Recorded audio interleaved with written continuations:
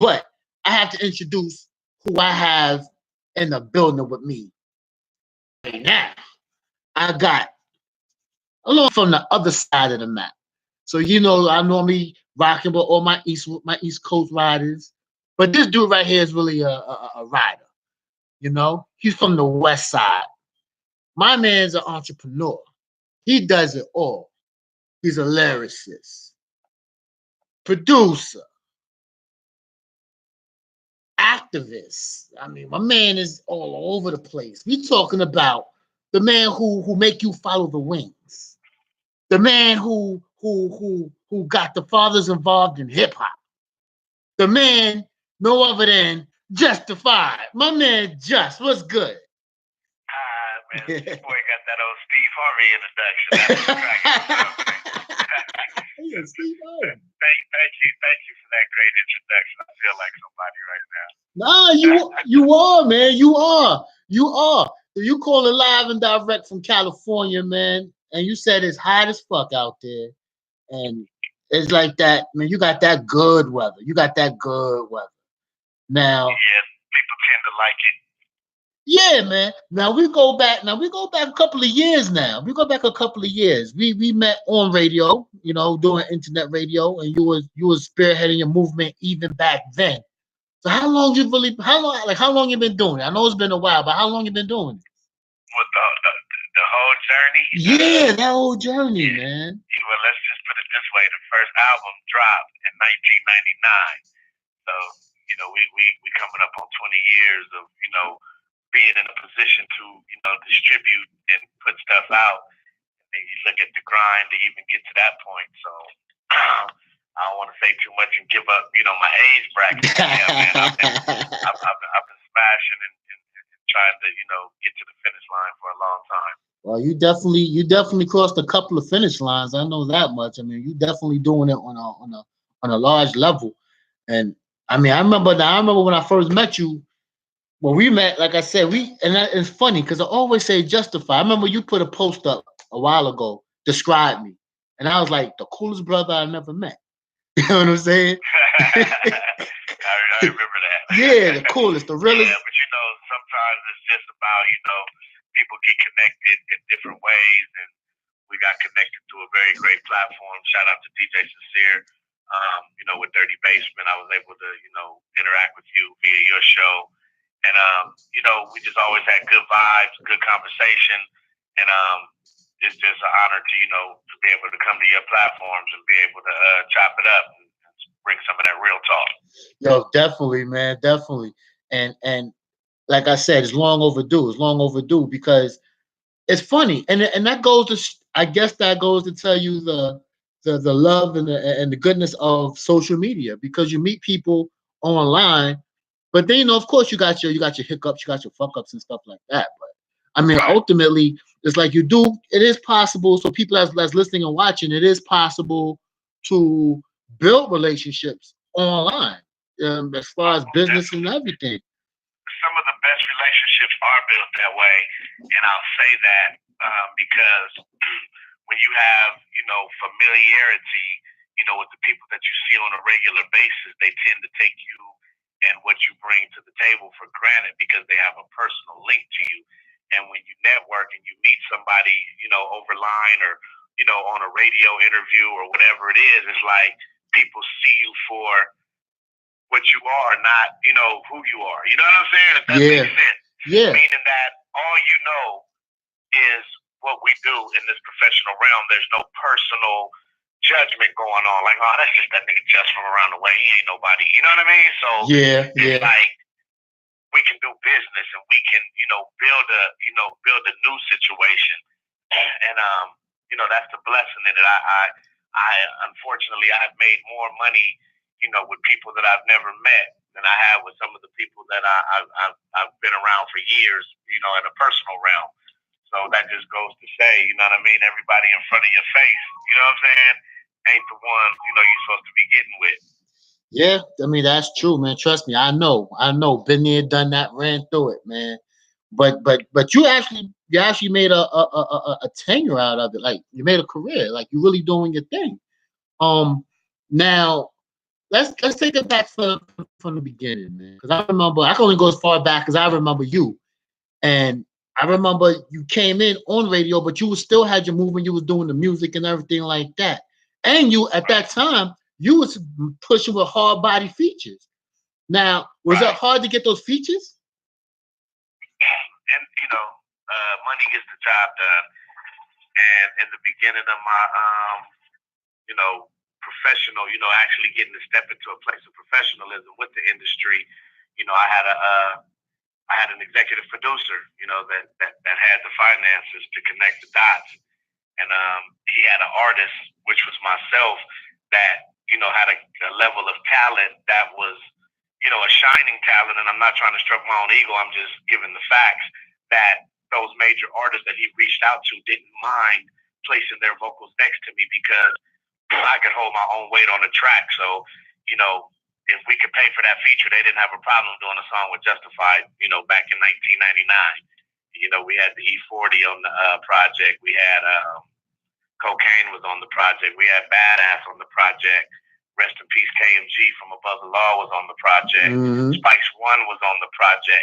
So for me to enter the game and have those, and the cats now might say who, but back in 1999, 2000, 2001, when Deep in the Game was doing what we was doing, those guys were still in their prime.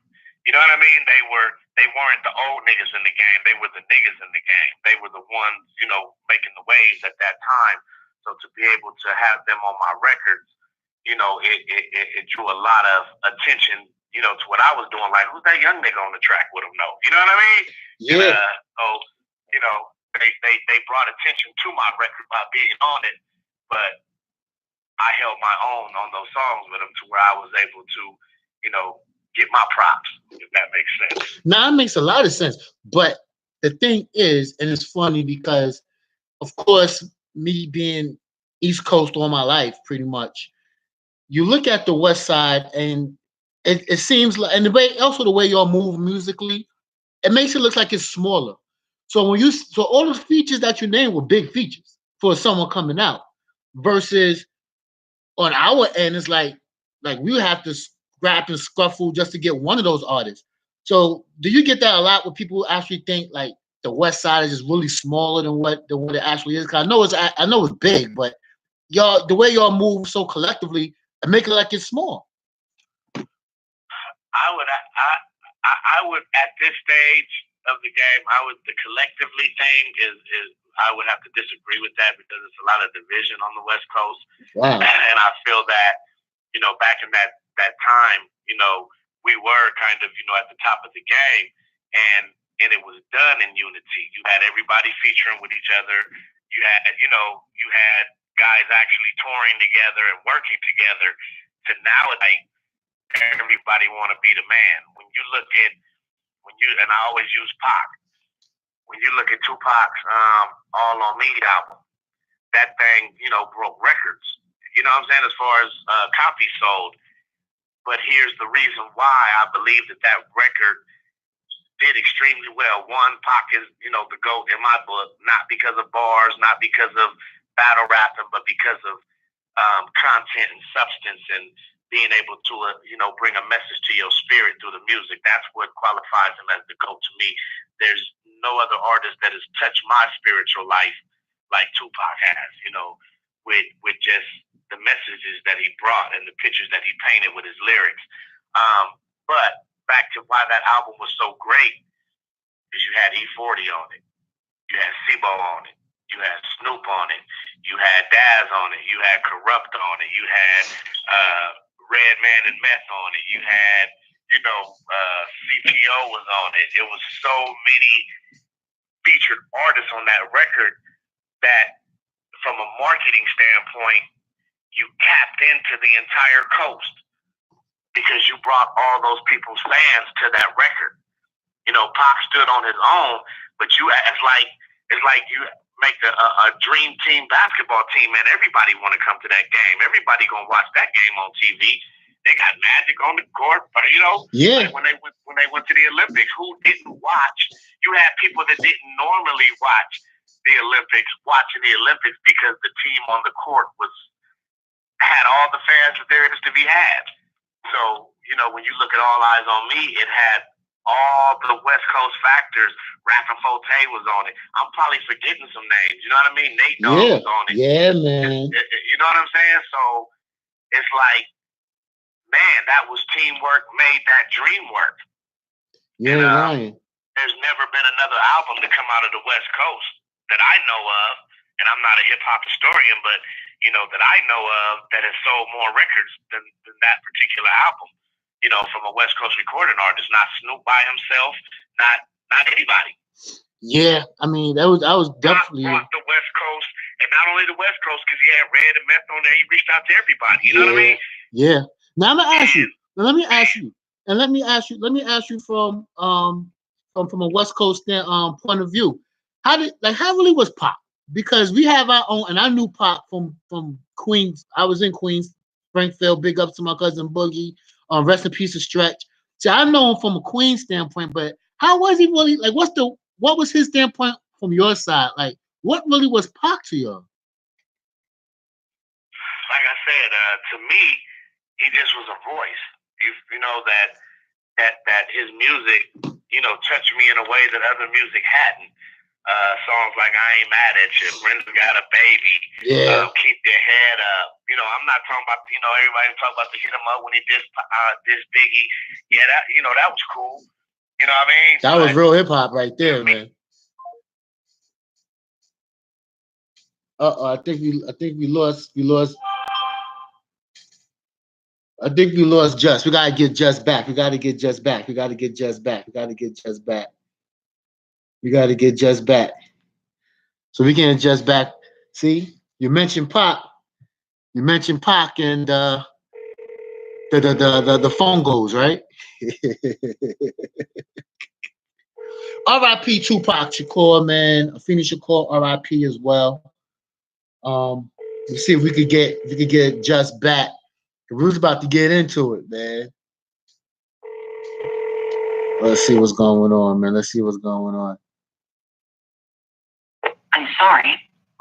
Yeah, we have to get yeah, man, we have to get Justified back back up in the booth, man. Because the whole thing with the whole West Side, when you're coming from the East Side standpoint, we look at things totally different, And when you look at how they move, you would figure like they all know each other. You know what I'm saying? So yeah, we got you back on here. I see. Once you mention Tupac, the phone goes dead, right? Yeah, I might have said something I wasn't supposed to. All I know is that I'm like, hello, you still there? But yeah. He was a leader. He was influential, man. He was more than famous. He was influential. And not everybody can say that. And we all, the ones that make it, to certain platforms in this game, they have a level of influence. And then it comes down to what are we going to influence? Are we going to influence the destruction of our people, or are we going to influence the rising of our people? And I believe Pac was definitely, out to lift us and, got caught up in the game. Yeah, definitely. And but just with the whole collective of that whole movement, I mean, that was great for hip hop. No matter what, I don't care what no one say. I think that was really a good time for hip hop because it brought a lot of creativity out. Even though they had the Bad Boy Death Row thing going on, and then of course I also contributed to the magazine and the media that made it an East Coast West Coast situation. But when you look at it music wise, it was good. I mean, it was good for the culture, the back and forth and the battling and all that stuff. It was good for hip hop in a way, in a light. If you want to shine something positive on it. But like I was saying earlier, it just from an outside standpoint, it always looked like y'all were just like it was small. Everyone knew each other. Versus out here, it's like, no, I don't know Mobb Deep, but yeah, I'm right here in Queens.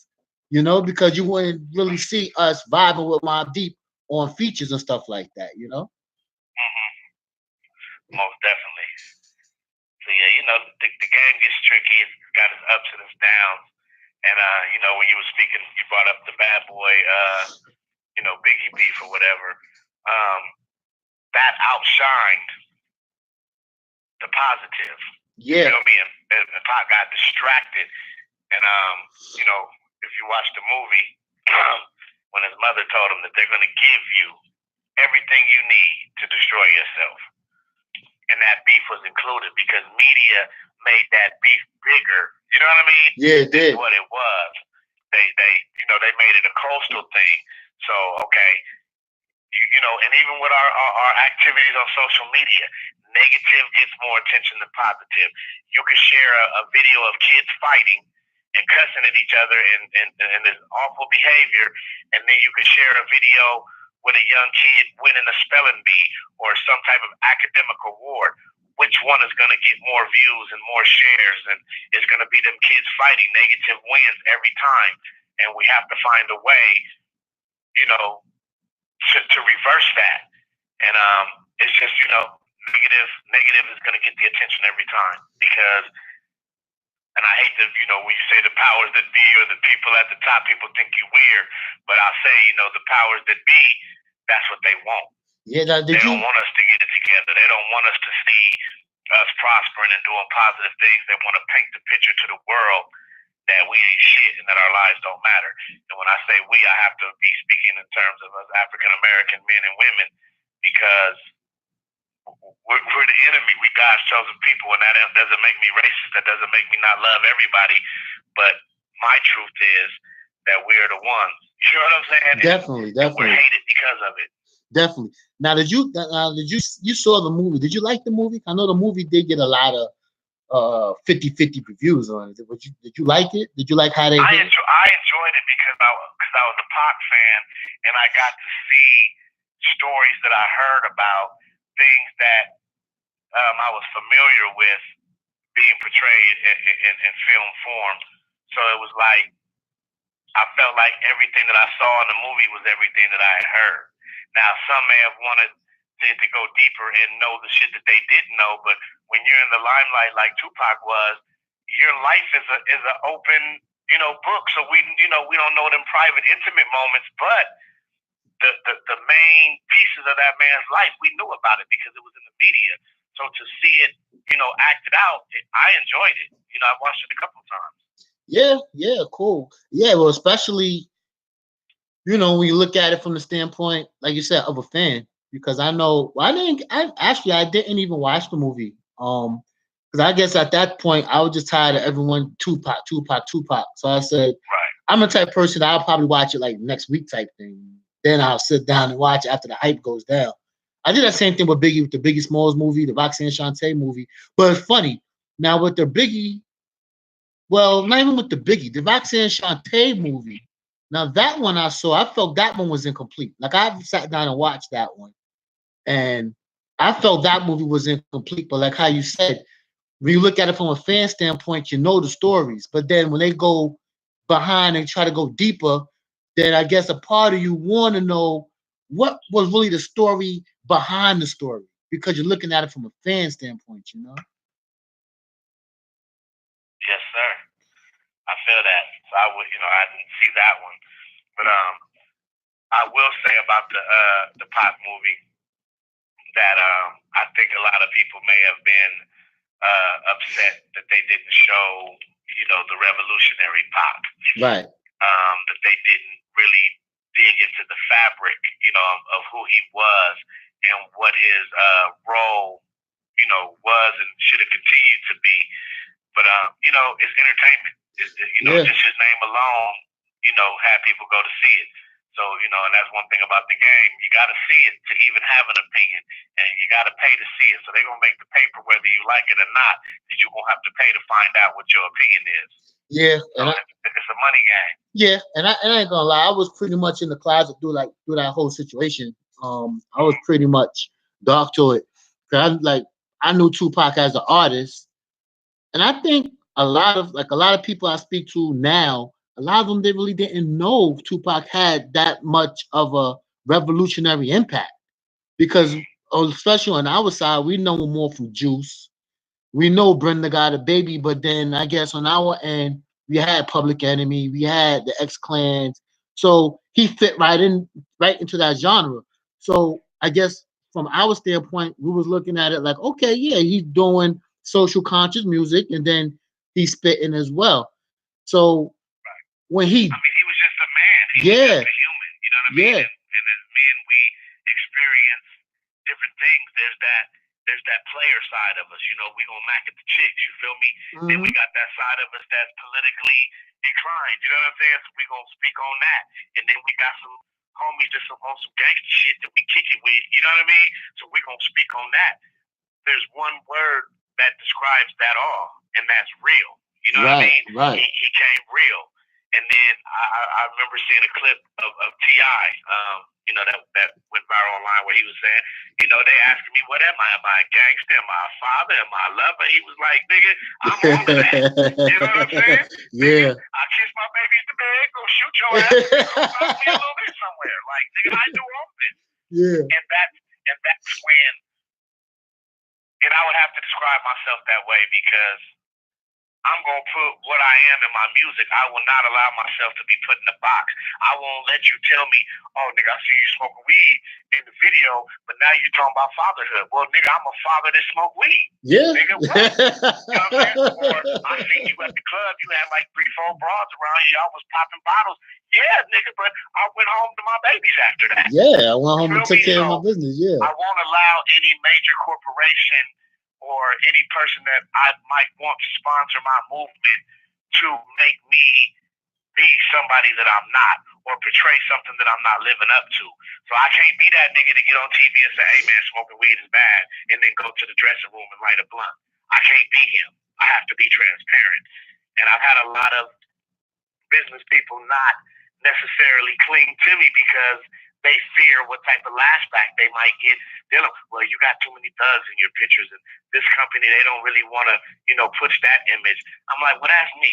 I'm going to find the sponsor that want me to be me. And if they don't sponsor me, guess who's sponsoring me already? I got a God that got it all, brother. You know what I'm saying? Yeah. So I ain't kissing no ass. I ain't bending over for none of these suckers. I'm going to do me.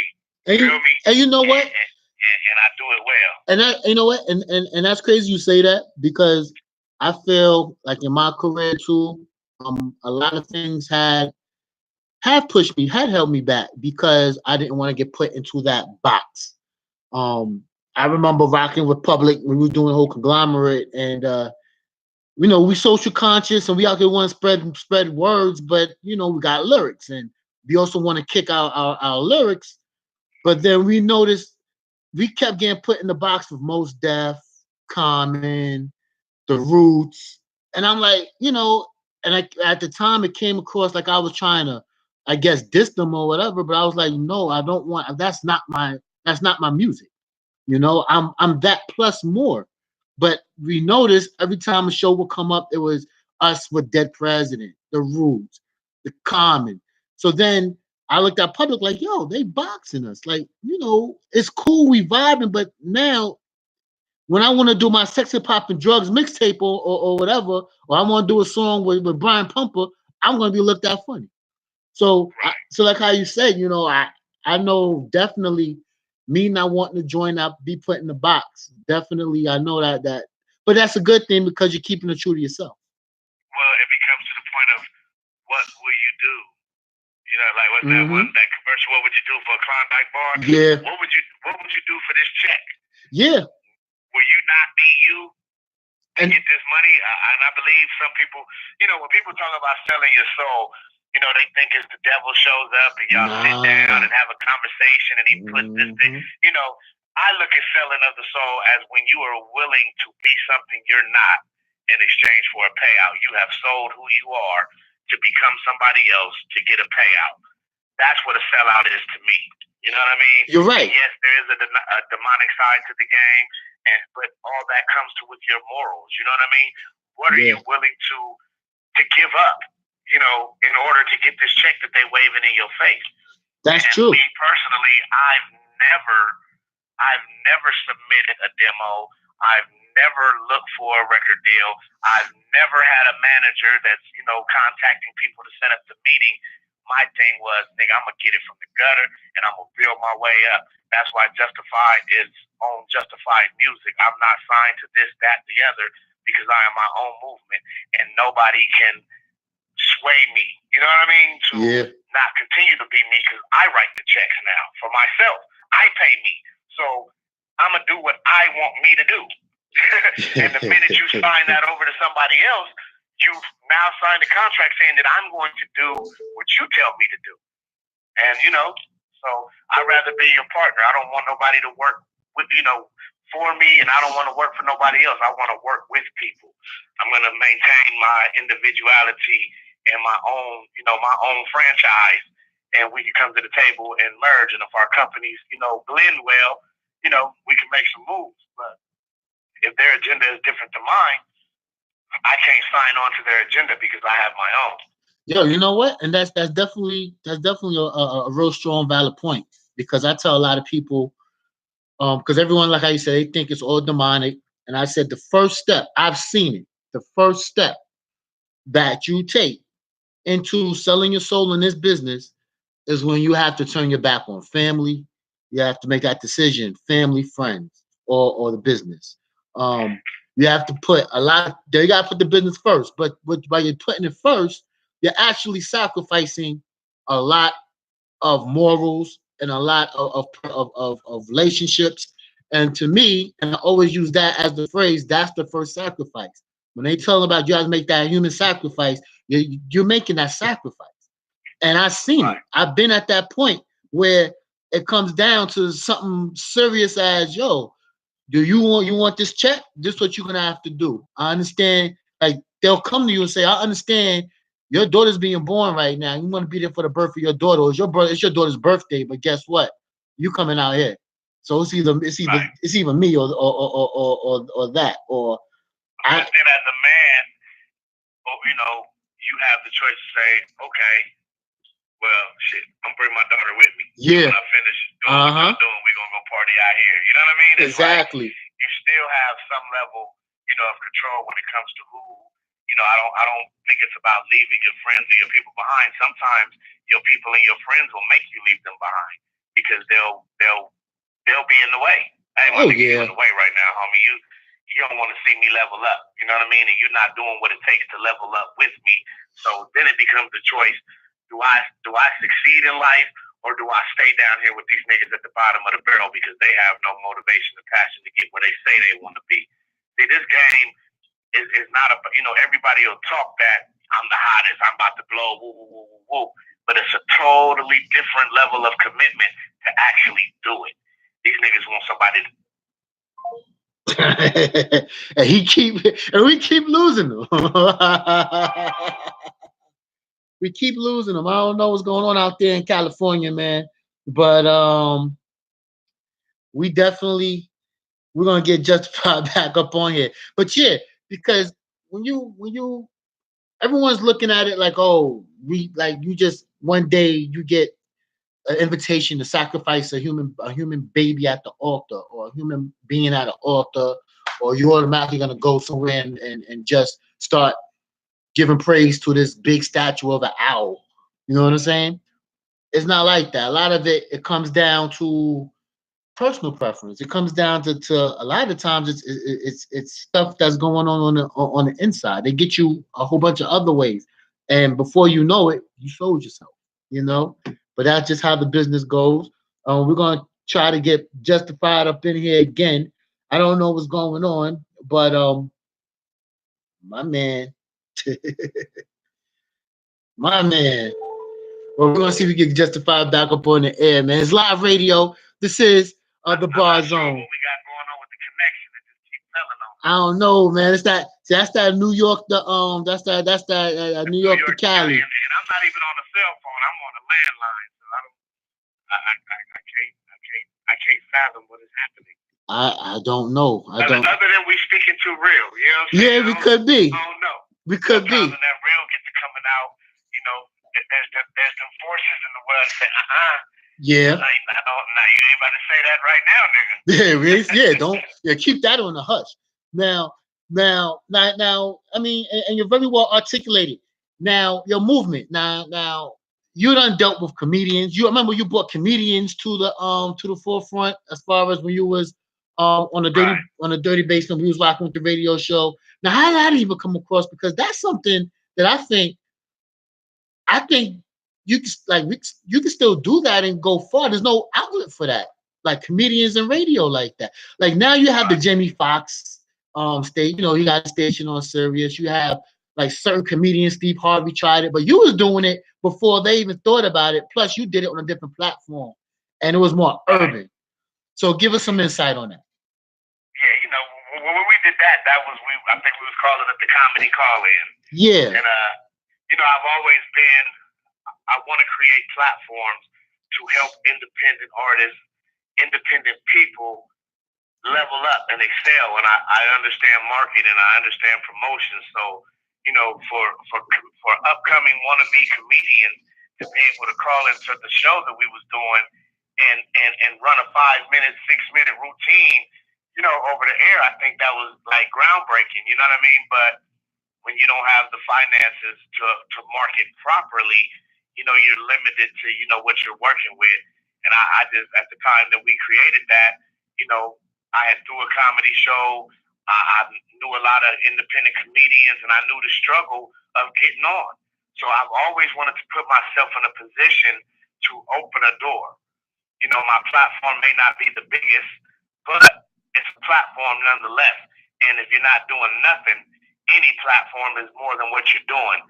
So I think that was dope, how we had, the comedians call in and just a bunch of funny people on the line, interacting with each other, cracking jokes, and because laughter is very healthy, you feel me? Like, yeah, you have to be able to laugh, and I think we just created a platform, to where, we brought the funny on the radio, you know what I mean? And, it wasn't long lived, but it's just another notch on the creativity, and as God continues to, level me up, these are things that I can bring back with more power behind it. I want to bring the Cali call-in back. I want to bring Men of Faith and Action Radio back.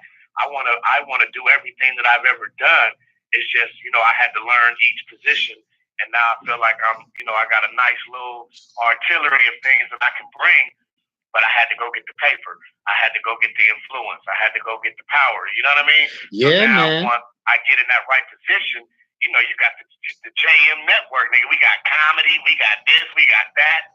And, I used to write poetry and print it out on design, background paper and put it in a 99-cent frame and go sell it for $5, out the trunk of my car. My boy was like, we need to do some greeting cards. I started writing greeting cards, but we never had the capital to make it happen. Yes, I sold it out the trunk and I did very well with it, but I didn't have the resources to get it into Hallmark. I didn't have, you know what I mean? So now it's like I got all these things. Now I'm going after the influence. You feel me? Fathers in Hip Hop is going to give me a platform to make all these things come back to life. And they're not dead, they're just asleep.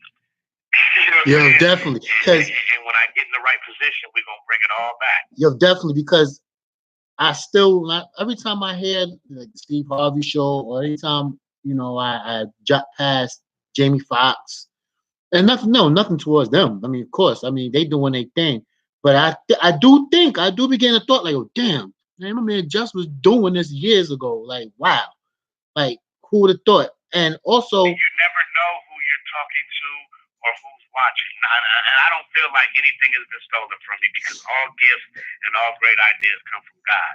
So He could give anybody, this vision. It just takes somebody to be obedient to it, to make it manifest. But the thing that Steve Harvey has, the things that Jamie Foxx has, they had money and influence. Yeah, so they could make it happen. You feel me? Like, I had to be very careful with Fathers in Hip Hop, because I knew it was such a great idea, and to interview these hip hop fathers about fatherhood and do this and that and the other, right? Well, another person that's watching it on social media and seeing the movement build, they could be like, ooh. And this person has more money than me. This person has more connects than me. This person could go get Snoop, T.I., and all the big names that I can't go get, and take my concept and make it happen, because they have the resources.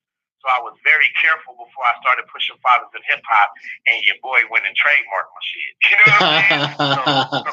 So now, hey, what Bernie? I wish a nigga would. I wish a nigga would. Come out with a Fathers in Hip Hop. And I'm gonna let you take it all the way to the top, and then I'm gonna come with my little seal trademark and say, hey, brother, I need that. Okay, well, you know what? Now take us. I mean? Yeah, I hear you. Now take us more into Fathers of Hip Hop, because I know that's like a heavy movement that's going on. I watch what you're doing. I like the movement, but give some more insight on it. Fathers in Hip Hop started off as me wanting to do a documentary and wanted me to sit down, with other artists in the game and, one ask, what does fatherhood mean to you?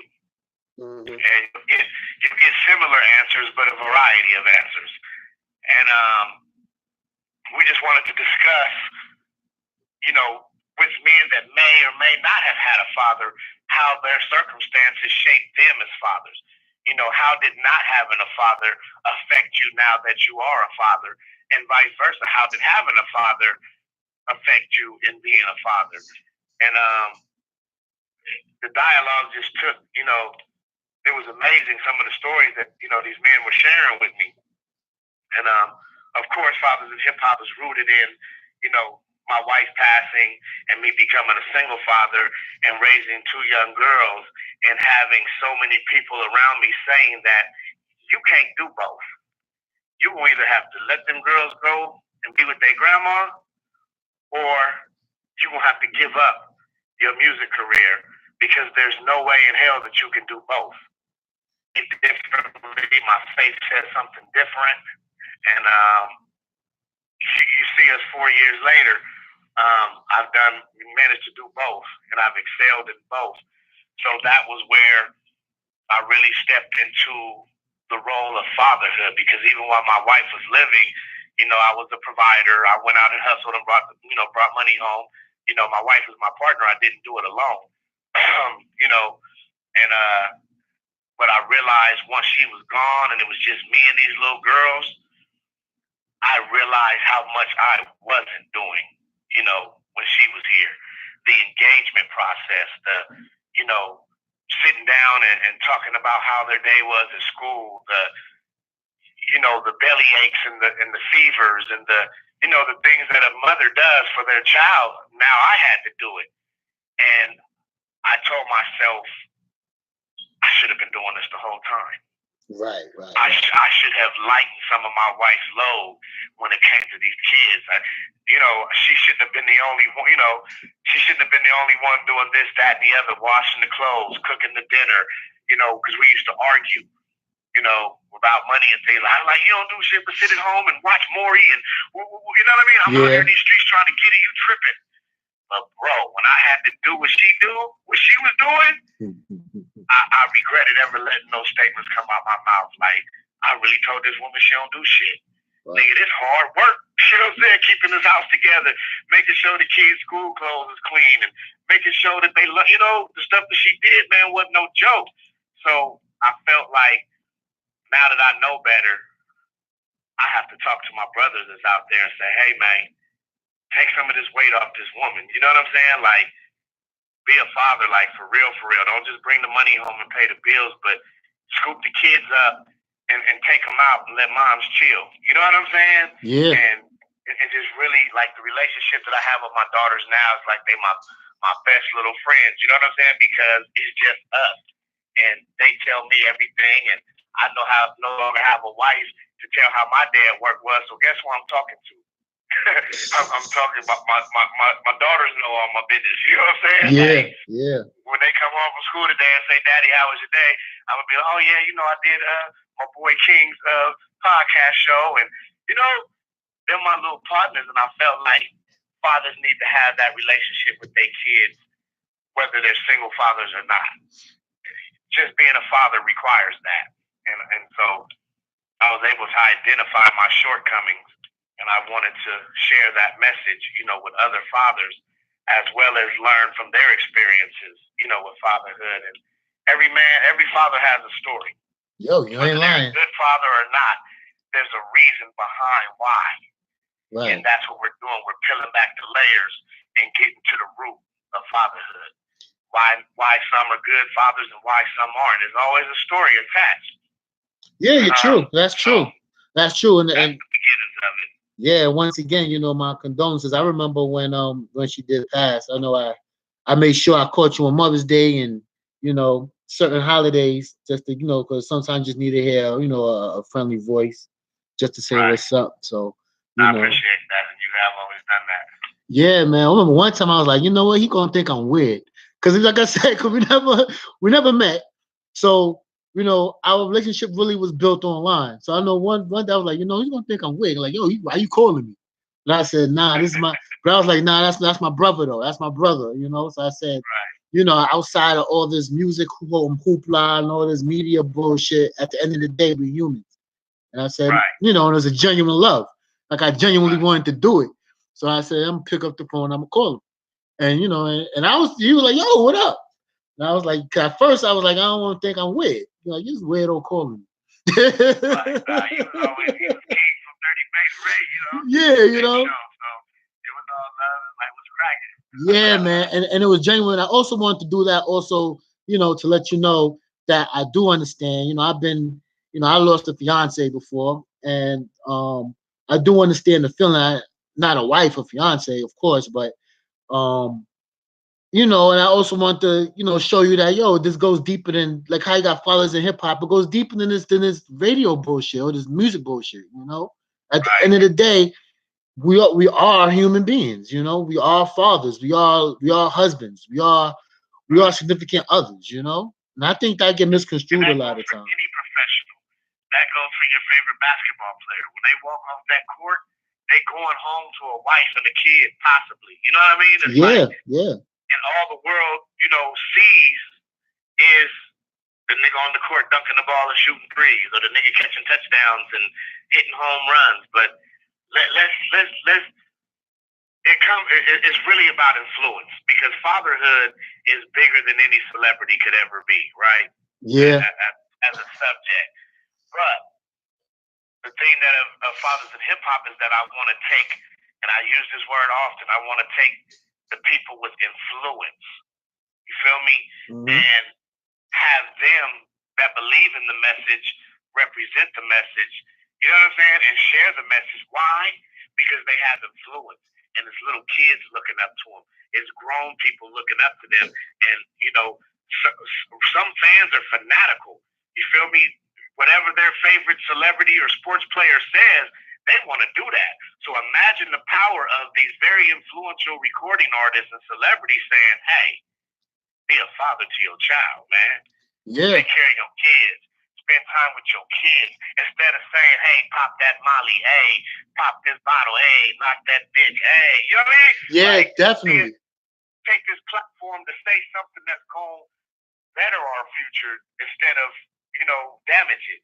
So, and it comes there's across. Not a lot of people that will take that stand, but I'm thankful for the ones that have continued, to stand beside me for fatherhood. Oh, definitely. And you know what? And it's ill because it comes across in your music too.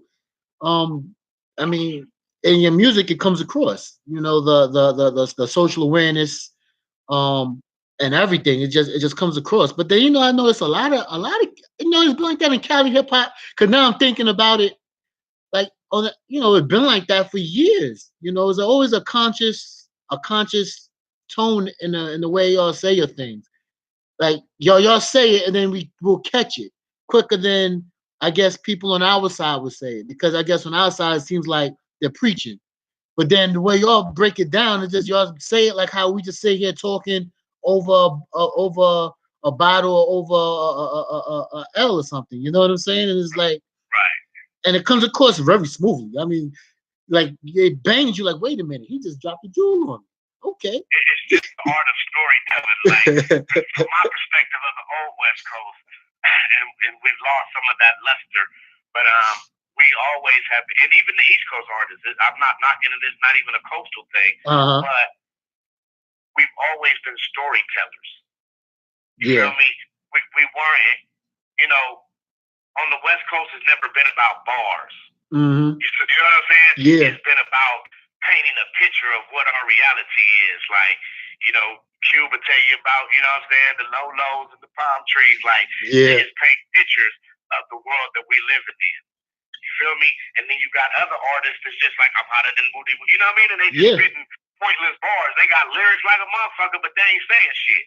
Yeah. You know what I'm saying? Yeah. So if I have to, point it out like that, I think the West has just always been more of portrait painters.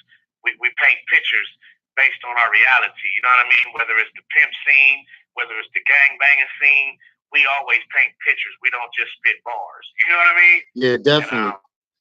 I think that's a characteristic of the original, West Coast platform was storytellers, man. And plus, Pac was the greatest storyteller ever. Oh yeah.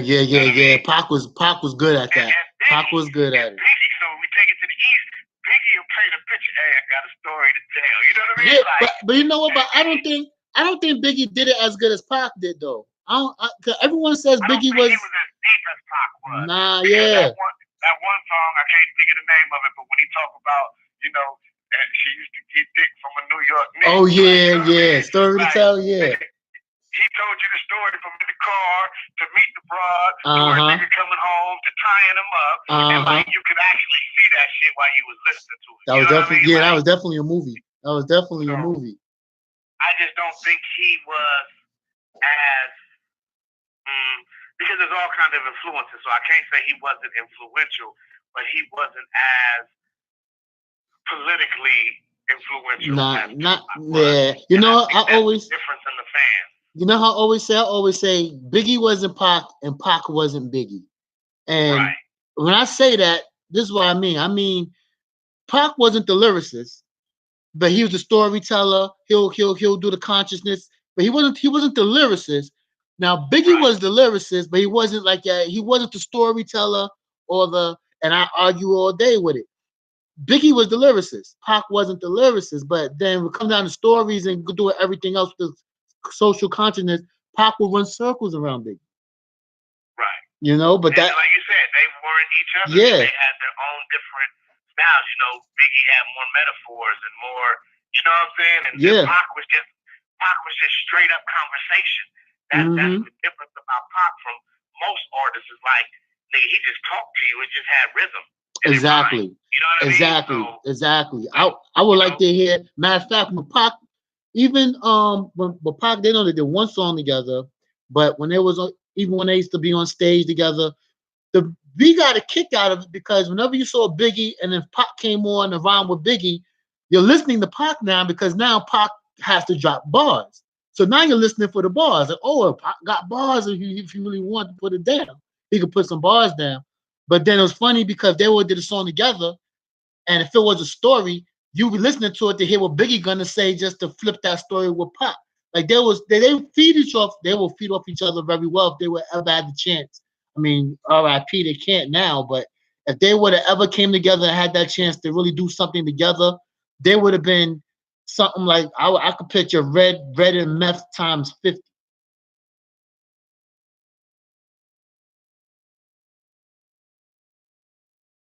What happened to Justified, man? Don't tell me you lost Justified. No, I'm still here with you. I was saying that that's definitely true. They would definitely make a dynamic duo. Yeah. But it's they're not here, so we just have to find those artists because there are artists out there that walk in those footsteps. Oh yeah. It's not popular anymore. And that's when you talk about, when we use words like agenda, there's an agenda out there that doesn't want that next Pac to surface. You feel me? They don't want that next Biggie to surface.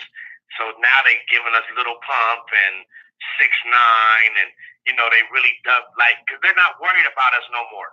Why? Because we about, I hate to say it, I want to live as long as God got me here, but nigga, we about to die soon. Yeah. So they ain't worried about us no more. Yeah. They trying to get to our kids. So even though me and you don't listen to Little Pump and we don't like these rainbow hair niggas and we ain't into this bullshit that they putting out there today, they're marketing to our kids. Right. Does that make sense? Yeah, it do. We out the way, my niggas. Yeah, we are. Our days are numbered right now. You feel me? But these kids are the future, and the agenda against them is vicious. That's why fathers in hip hop is going. It got to be the old dudes. I can't have no 19-year-old nigga representing fathers in hip hop. You ain't seen enough. Right. You feel me? Right. I can't have that 22-year-old father. You niggas is about to be students to the game. Us older niggas that have been where you at, that have made it to where you hope to be, have to take the responsibility of, hey, y'all about to fuck our whole future off by what y'all feeding our kids, man. We have to instill some morals back in the game. We got to instill some more truth, back into the game. So that's why when you see fathers in hip hop on stage and in these pictures is 40-year-old niggas and 50-year-old niggas. And they call us the old heads and all these old ass. No, nigga, we ain't doing it for the sake of rap. We doing it for the sake of the message because I got some little girls that I don't want to be raised on this bullshit. You feel me? Yeah, that's true. Fathers have to teach our children now the real because we're the last holders of whatever truth is left. Nigga, our grandmas done died, our papas done died. You know what I'm saying? So us, this 40 and up group that's still living, we hold on to the morals from those days. And if we don't impart it to the next generation, it'll be lost forever. Definitely. And one thing I can say about the newer generation, like I see how 50 Cent, he kind of gravitates towards the newer generation. And I see he be trying to drop jewels on them every once in a while. Like you're starting to see a little bit of growth because I guess they're coming out so young and they're growing while they're in the spotlight. And with some of them, you do see a little bit of growth. And then some of them, they just fade away to black, because, they have their time. And the game has changed. Let's bring that word up again, King. And you just mentioned 50 and him embracing, what's going on. What is the agenda? Yeah. What side are you on? Yeah. You feel me? Yeah. Are you gonna build a school or are you gonna build a vodka company? Right. What agenda are you under? And I don't know the niggas, so I can't say nothing, but you can tell a tree by the fruit it bears. You ain't lying about that. So for 50 to co-sign 69, that fruit don't taste good to me. So, nigga, I know you from this tree because this fruit ain't good. You know what I mean? You that fruit. You feel what I mean? Yeah, definitely. You go get a LeBron who everybody hates on. I don't care about the nigga one way or the other, but that everybody hates on, but he goes and does something fantastic and builds a school for his community that he came from. You can tell a tree by the fruit that it bears. You feel me? So if niggas is pushing bullshit agendas, they on that side. If niggas is pushing truth and some good, nigga, they on this side. It's two sides. You can't straddle the fence. You know what I'm saying? So, especially niggas that already got their power because they know what they have. They know what they can do with their influence. And I'd rather push liquor than push education. I'd rather push pop and mollies than push fatherhood. You know what I mean? Everybody got choices. You know what I'm saying? Yeah, everyone got choices. Choosing up. Everyone got choices. Everyone definitely have choices. And I guess that and all that ties into the whole fathers in hip hop movement that you're doing. I remember when you started it, and I was peeping it. And you even you been in the papers, won awards. Very modest. You are so humble and modest. It's ridiculous. I'm just a regular nigga like the rest of these niggas. Yeah, regular nigga. He just happened to be. No super DNA. These niggas is regular. And that's one thing about me. I've never stroked these niggas' egos or besides they balls. You know what I'm saying? Like, yeah, definitely. Niggas forget you regular just like us, bro. So, you're not better than me just because you got more money and more influence than me. You just more paid than me. That's the only thing you can say. That doesn't make you a good man because you got some money. I know you was pushing projects with cocaine at one point, and cocaine just came and blossomed. Now I got put on and introduced to cocaine really through you. Now was that a venture that you put out, or was he out before, or what's up with him? Oh, cocaine is legendary. He was signed TCE. Okay. So, he's a forefather. He paved the path, for artists like me to get in the game. He's been around. It was just I was doing, the marketing and promotions thing. I wasn't, I was hosting the Cali Call In. I was more on, even though I was still making records, me, the last few years, I've been more focused on being media and being a platform because I understand the power of having a platform. So with that being said, I joined the Buddy Boy movement with Cocaine to bring him to the platforms that I had connected with, Dirty Basement, Die For Radio, Soul Focus Radio, Soul Central Magazine. You remember at the time I was pushing the coalition platforms to the table and said, hey, we're going to utilize every one of these platforms to push artist projects. So when, we did and Cocaine was like my celebrity. I don't even want to call him a client because he's my bro, but he was the first celebrity that I got to bring through the coalition. You know what I mean? Right. And he did all the radio shows. He hit all the media outlets, that I had connected dots with. So that was like the birth of my promotional, for artists. That was like the birth of my promotional, for artists. Hey, artists, you got a new single. I can get you these interviews. I can get you these placements. I can do this. I can do that. And I've always wanted to be a helper. And that's, I was a helper. When I was with Buddy Boy, I was a helper. And then we did, some music business. He put out a single on me. And, we had friendship. We severed the business. You know what I mean? Oh, yeah. We're still bros. He need me. I got him. You know what I mean? I need him. He got me. It's just, as an artist, I couldn't be on another man's label because I'm not going to sit on the bench. Right. You know what I'm saying? When I got my own shit cracking, I'm not going to give up the wings to take on another nigga's logo. You feel me? So I hear you. That's where we, had differences. I'm JM. You know what I'm saying? I'm JM. Like I said, I'm not going to work for nobody, and I don't want nobody working for me. I want to work with people. That means we both are independently powered. You know what I'm saying? Definitely. Doesn't matter. He had an agenda, and I had one, and, I wasn't going to sit on the bench and wait, to do what I already know how to do, that I was helping that situation do. Like, nigga, if I can promote and market you, nigga, I can promote and market myself. Yeah, pretty much. Ride the bench and wait, Yeah, but, pretty much. He'll be at my house this weekend. We got a concert Sunday. Me, Cocaine, the Fathers of Hip Hop, and Sugar Free. We're performing in Pomona. Wow, we definitely got to give him my regards because, like I said, I got introduced to him through you, and I was like, wow, this dude's phenomenal. Like, and then I didn't know he had that. I didn't know he had that long. He had that big of a tenure. Like, he was really a veteran. That was my ignorance as well because my mind is stuck where in the East Coast where I'm at. And I don't want to say just the East Coast because that's the power of marketing and promotion. To bring awareness to people who don't know. And here go the funny thing, because after that, I cocaine is everywhere. Now I'm like, oh, that's cocaine. I can hear a song though, that's cocaine on it. Or I can hear a sound like now he's trying to be like cocaine. Right. You can tell the wannabes. Yeah, and it's funny. And Cocaine is awesome. He's an awesome dude. He's very creative. He's a father in hip hop. He 8 children, same woman, been married to her his whole career.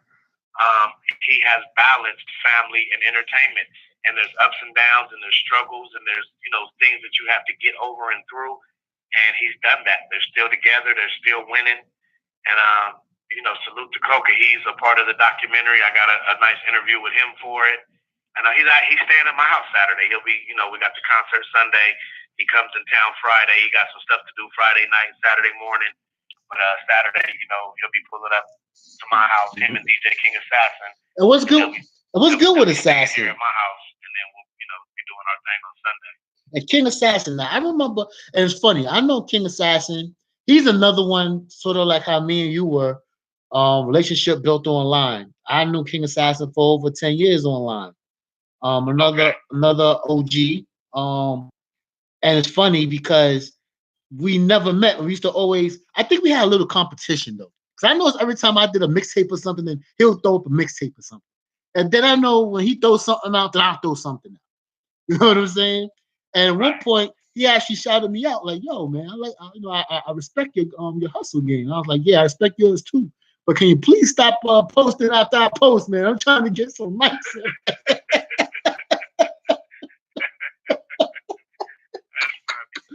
Yeah, yeah, man. So and it's funny, but yo, so big up to King Assassin, and that's a whole movement. And the funny enough, I bring it up to say that the movement been there, and a lot of these people on the west side these are known OGs and vets who on our side we really don't even know their history, which I think it's a shame. But that's why we have these platforms. You have fathers in hip hop. Then you also have me on my side. I mean, I speak about these people because I know I be talking to people. Yo, I got King Assassin in Cali. They're like, what? I'm like, yo, go check it out. And then I should just Google them. And that's the and I do that for for everyone that's outside of New York because in New York we have this idea that it's New York than the rest of the world, you know, and we don't see how close together we actually are. Most definitely, bro. Shit. And another thing about us being in the radio line, um, was I was able to reach out to artists and not need something from them. You know what I mean? Like, yeah, I had something for them because they had a new album coming out. Hey man, I got an audience. You want to come do my radio show? Like, hell yeah, we trying to push the new single. Yeah, line that up. It wasn't, hey dude, you know what I mean? Like, right. I came at it to where I had something that they needed versus them having something I needed. But I needed them to be on my show to make my show successful. So we both needed each other, and that's a great position to be in versus being an artist trying to contact these artists. Hey man, could you do a song on my album? Like, and you're a nobody. They don't. What do they want to be on your record for? Yeah, and King Assassin is very much respected. Like to me, King Assassin is like my West Coast K Slay. That's like okay. To yeah, like to me. He's legendary. Yeah, and like he's legendary. Yeah, and when I got put up on him, I always checked out for him. And how's his health doing? I know he was going through some health issues. Yeah, he's good. He was in the hospital, and we all reaching that age to where our old habits start to catch up with us, and we have to redirect our lifestyles and the things that we consume and stuff of that nature. So he's doing well. He's in recovery. God's not through with him yet. Like I said, he'll be here, staying with me this weekend. Him and Cocaine, and he's the host, for the Sugar Cane concert that we're doing in Pomona. And he's also going to be co-hosting the Fathers of Hip Hop launch party October 25th in Anaheim out here. I got Compton Most Wanted and Badass, my special guest performances, for my Fathers of Hip Hop launch party. Got a lot of indie artists that are going to be getting down. My whole crew, Nephew Michael, Rockbox, Urge 7, Kitty, DJ Super Low. You know what I'm saying? That's my front line team.